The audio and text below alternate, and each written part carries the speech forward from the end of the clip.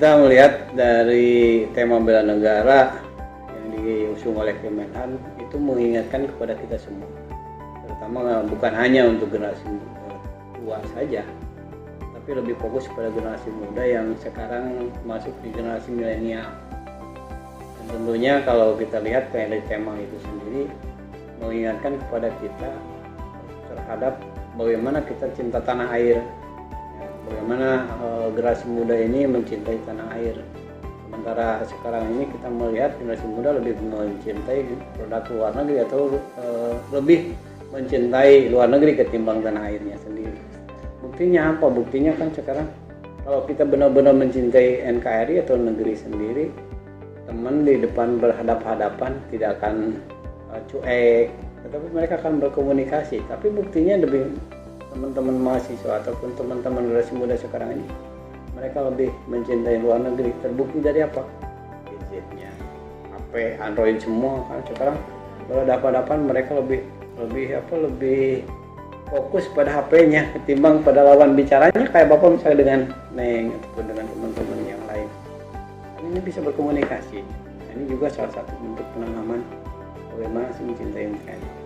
NKRI itu sendiri kan konsepnya adalah kepribadian bangsa.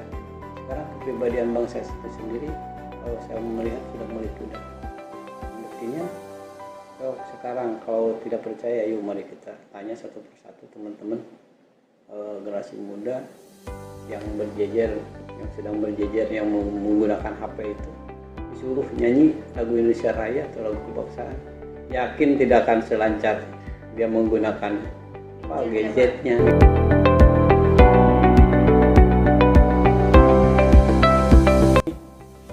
Mau sampai jungkir balik pun harus generasi muda ini harus kembali ke mencintai NKRI. Jangan acuh tak acuh. Kebanyakan kan acuh tak acuh, apalagi dengan sekarang di musim pandemi seperti ini, kita tidak bisa secara langsung dari hati ke hati berbicara dengan teman-teman mahasiswa ataupun dengan teman-teman sama yang ada di kampus dulu ya, kita melihat yang ada di kampus. Jadi kita tidak bisa berbicara secara langsung dengan teman-teman. Ini bagaimana kan itu? Tapi kalau misalkan sekarang kita katakanlah memberikan materi di kelas, dengan materi misalkan Bapak memegang mata kuliah Pancasila, kita akan bertanya tentang Pancasila kepada mahasiswa. Mahasiswa kan menjawab kan secara langsung. Berbeda dengan secara daring. Dengan daring mereka kan bisa saja tanya kanan kiri atau siapkan paste dari apa, memang jawab seperti apa. Kemudian dia akan balik bertanya kepada kita dengan pertanyaan yang luar biasa, jauh dari pola pemikiran mahasiswa, kan aneh juga kan pada ini. Itu dari mana didapatnya, kan bisa browsing, tidak kelihatan ini oleh dosennya. Tapi kalau kita berhadapan langsung, minimal kita akan tahu ini pribadinya seperti apa. Nah, kemudian sikapnya akan seperti apa. Ketika kita tahu sikap dan pribadinya seperti itu, maka kita punya kewajiban mengingatkan nih, jalan kamu seperti ini, harusnya seperti ini, jangan keluar dari konteks dan konten NKRI. Apalagi kalau kita melihat perkembangan terkini Indonesia, ada satu organisasi yang dulu pernah hidup di Indonesia, sekarang mereka ingin hidup kembali. Nah, ini kita memberikan pemahaman kepada teman-teman mahasiswa bahwa konteks organisasi itu sendiri ingin masuk ke Indonesia susah juga. Meskipun sekarang ada badan yang BPIP ya, BPIP. Itu ada BPIP, tapi pertanyaannya sejauh mana sih BPIP berperan di masyarakat? Justru kalau saya sih berpendapat bagaimana menanamkan jiwa bela negara kepada masyarakat, kepada generasi muda itu ya, dengan cara mereka ataupun generasi muda ini dikhususkan mereka harus memahami konten dan konteks dari Pancasila itu sendiri sebagai dasar negara, dan kemudian dengan Undang-Undang Dasar 1945. Tapi konteks Bapak bukan hasil amandemen yang masih asli. Kalau hasil amandemen kan sudah yang namanya juga kan udah perubahan, artinya kan bukan asli lagi. Yang asli yang mana? Yang Undang-Undang Dasar 1945 yang disahkan pada tanggal 18 Agustus 1945 itu yang asli. Ya mau tidak mau yang sekarang yang hasil amandemen, meskipun sudah katakanlah itu yang sudah resmi sekarang, tapi itu kan bukan yang asli. Kenapa? Karena hasil amandemen. Satu, kedua, ketiga sampai yang keempat. Artinya kan perubahan sudah 4 kali itu untuk Undang-Undang Dasar Negara Republik Indonesia tahun 1945. Jadi kalau saya melihat sekarang ini konteks bela negara, orang selalu menghubungkan dengan kekerasan. Padahal itu salah sekali. Justru yang kita laksanakan seperti bela negara di tahun yang sekarang, di tahun 2020 ini kita tidak bisa melaksanakan apalagi untuk mahasiswa baru. Kenapa? Karena pas dengan musim pandemi. Kalau kemarin 2019 masih kita laksanakan dan alhamdulillah dari mahasiswa ataupun generasi muda yang kemarin, katakanlah agenda tahunan riset kegiatan bela negara itu, kita melahirkan apa? Melahirkan mahasiswa yang cinta tanah air. Untuk lebih jauh lagi mencintai tanah air, sekarang kan ada tahapan-tahapannya. Tahapan mahasiswa mencintai tanah air itu mulai dari menyalurkan bakat dan minat. Salah satunya apa? Organisasi mahasiswa.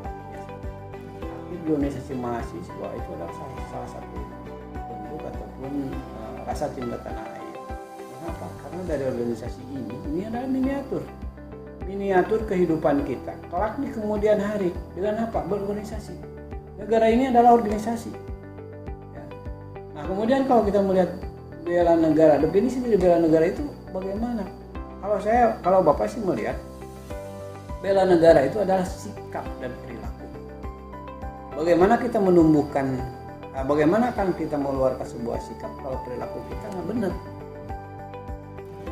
Nah kemudian di bela negara yang kita laksanakan atau yang bisa laksanakan itu adalah materi-materi kelas teoritis yang langsung pelaksananya di lapangan. Ya kalau misalkan kemarin ada kegiatan yang fisiknya dalam bentuk menjelajah, ya kemudian outbound, itu adalah untuk mengenalkan mana sih NKRI itu. Nah ketika misalkan mahasiswa semuanya merunduk atau tiarap, itu kan selalu merasakan inilah NKRI. Itulah tanah ini adalah tanah Indonesia yang harus kita jaga, sejengkal pun jangan sampai lepas. Ya, jangan sampai kejadian 98 ataupun di masa kepemimpinan yang ketiga, yang keempat mungkin ya, Pulau Indonesia jatuh ke tangan Malaya, ya, yang digitan simpanan itu. Kemudian yang kemarin juga yang Timur itu kan keluar dari Indonesia. Jangan ini sekarang ini juga jangan sampai terjadi lagi. Akibat dari apa? Dari sikap dan perilaku bangsa Indonesia yang sudah tidak lagi mencintai NKRI, yang sudah tidak lagi mencintai negaranya. Jadi sikap dan perilaku warga kepada negara. Ya seperti misalkan sekarang ya, adik-adik mahasiswa aktif di himpunan mahasiswa program studi pemerintahan. Anggap itu sebagai miniatur negara.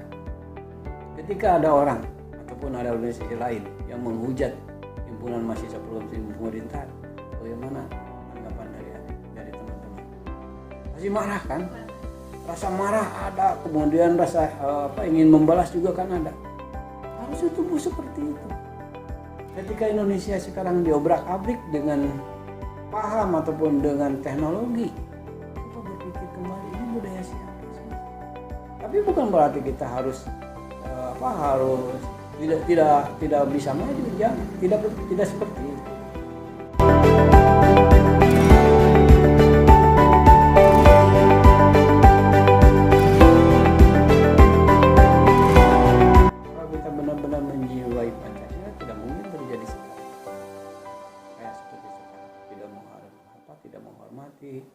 Orang yang lebih tua, tidak menghargai teman sebaya, atau tidak menghargai adik kelas atau umurnya yang masih di bawah kita.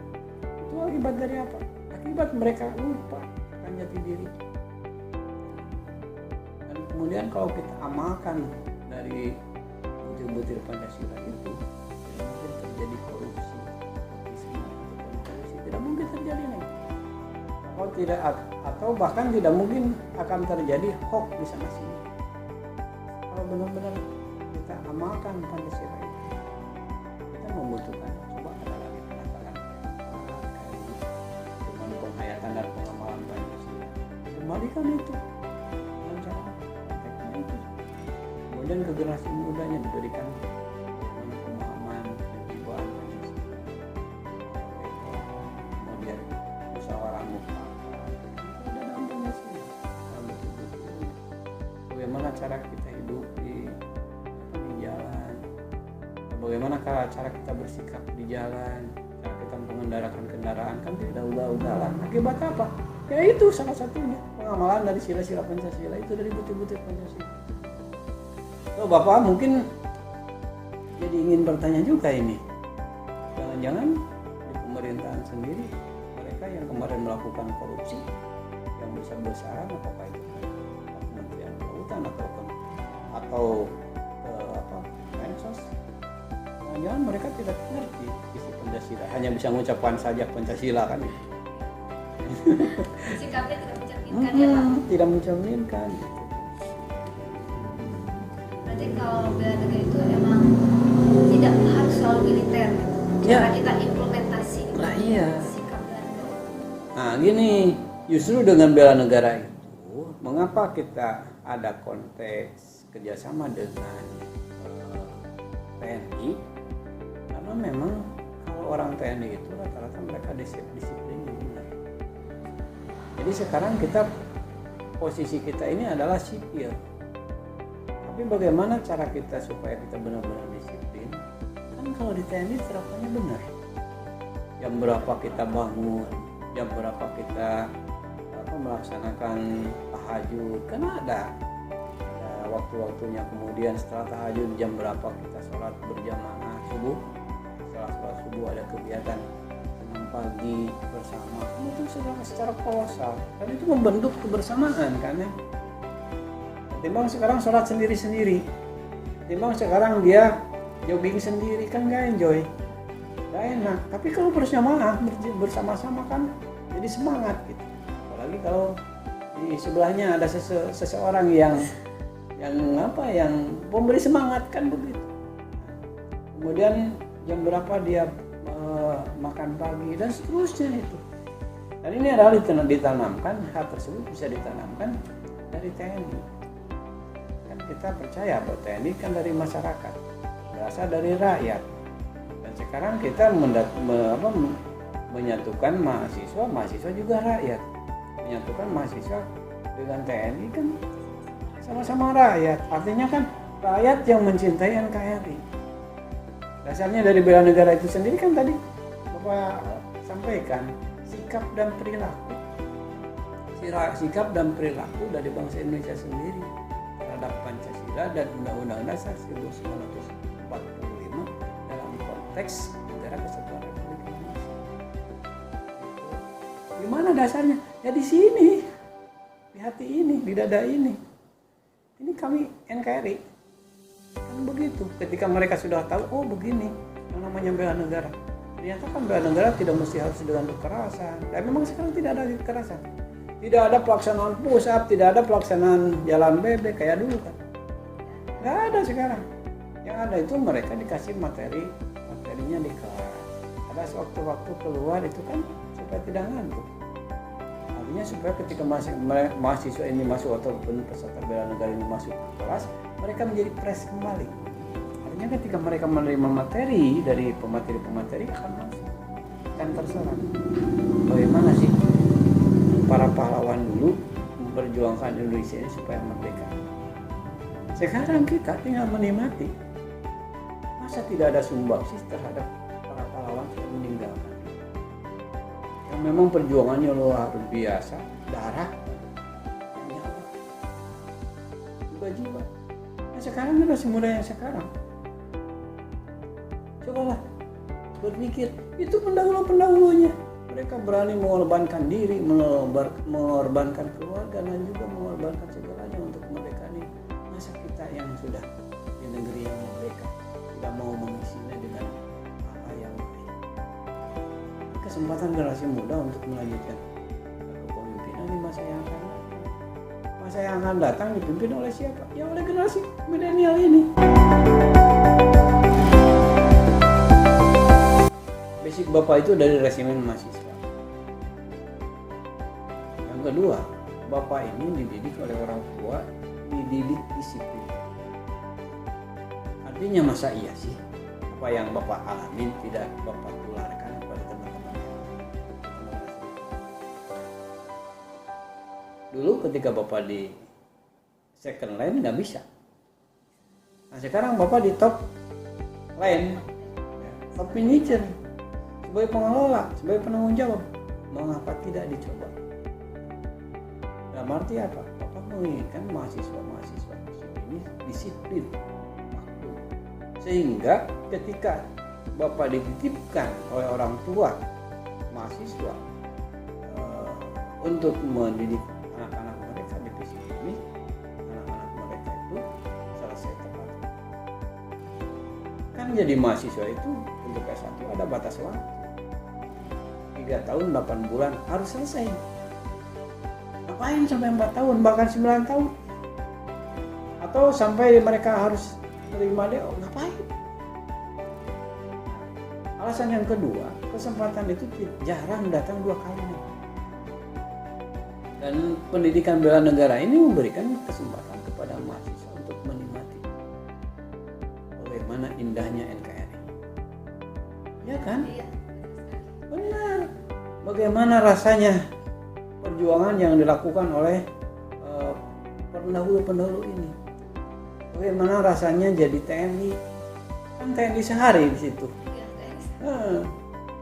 Kita bisa merasakan pengalaman-pengalaman yang instruktur berikan di 323. Luar biasa. Dan itu sampai hari ini alhamdulillah outputnya.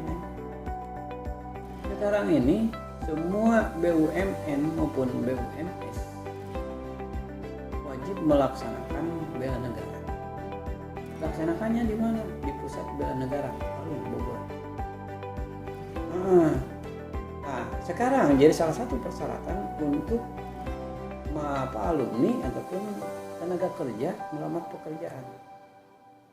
Bapak kemarin alhamdulillah FISIP dapat penghargaan dari salah satu perusahaan negara terkait dengan lulusan FISIP yang diterima oleh mereka. Mereka mengatakan kepada Bapak, terima kasih kepada FISIP. Kenapa? Karena saya kan Bapak heran, kenapa mereka berterima kasih kepada kita? Kata mereka, karena kami tidak mesti harus melaksanakan pendidikan bela negara, tidak mesti harus mengirimkan peserta bela negara. Memang kenapa Pak? Karena yang lulusan kami kemarin, yang lulusan dari FISIP yang kemarin kami seleksi untuk jadi calon tenaga kerja di kami, jadi pegawai kami, mereka sudah bersertifikat, mempunyai sertifikat bela negara, dan itu jamnya kan ada di situ 126 jam. Ini sudah memenuhi batas minimal saja kan 125 jam. Ini 126. Berarti kan sudah luar biasa. Nah ini salah satu juga yang memang mesti harus terus dipertahankan. Karena kita memberikan pemahaman kepada mahasiswa ataupun memberikan peluang bagi teman-teman mahasiswa untuk menikmati indahnya Indonesia. Apa? Mereka dapat sertifikat yang dibutuhkan untuk pendamping ijazah, surat keterangan pendamping ijazah atau SKPI. Sekarang kan ada di SKPI, di situ ada poin tentang bela negara. Nanti kan dibuktikan mana sertifikatnya, ini sertifikatnya. Sekarang ini kan belum melaksanakan PBN, hanya 1 angkatan. Yang sekarang tinggal 1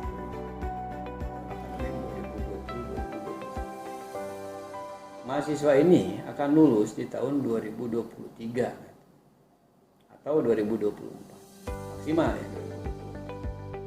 Ini kita kan masih punya waktu, mudah-mudahan si COVID-nya cepat pulang. Amin. Sehingga nanti Januari kita bisa melaksanakan untuk semester genap, kita bisa melaksanakan kuliah luring.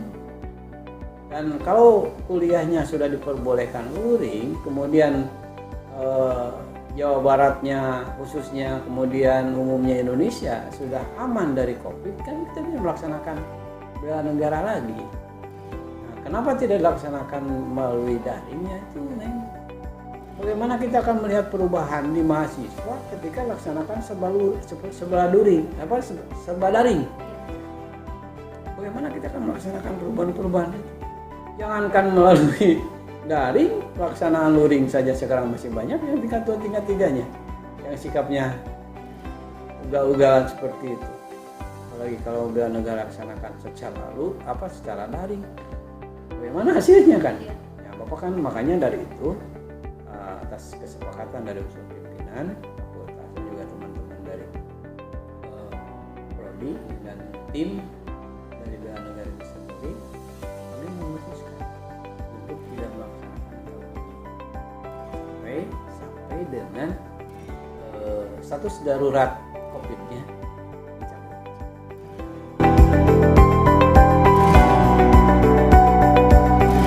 Pesan Bapak untuk mahasiswa FISIP khususnya, umumnya mahasiswa Unigal ya. Di hari bela negara ini, yuk mari kita koreksi diri. Sudah sejauh mana kita mencintai NKRI? Dalam bentuk apa? Banyak. Misalnya dengan aktif di organisasi kampus atau di organisasi luar kampus yang dasarnya adalah Pancasila. Tentunya menjunjung tinggi nilai Pancasila. Nah, kemudian yang paling utama untuk mahasiswa, jangan terlalu percaya sama gadget. Ada batas umurnya, tapi harus percaya itu bahwa NKRI ini satu atas dasar negara Pancasila. Ini dasar negaranya Pancasila, itu yang perlu dijunjung. Dimana kalau kita sadar bahwa negara ini dasarnya adalah Pancasila, tentu kita akan mengamalkan dari butir-butir Pancasila ini. Mari kita amalkan butir-butir Pancasila ini supaya tidak ada saling hoax sana sini, dan juga tidak saling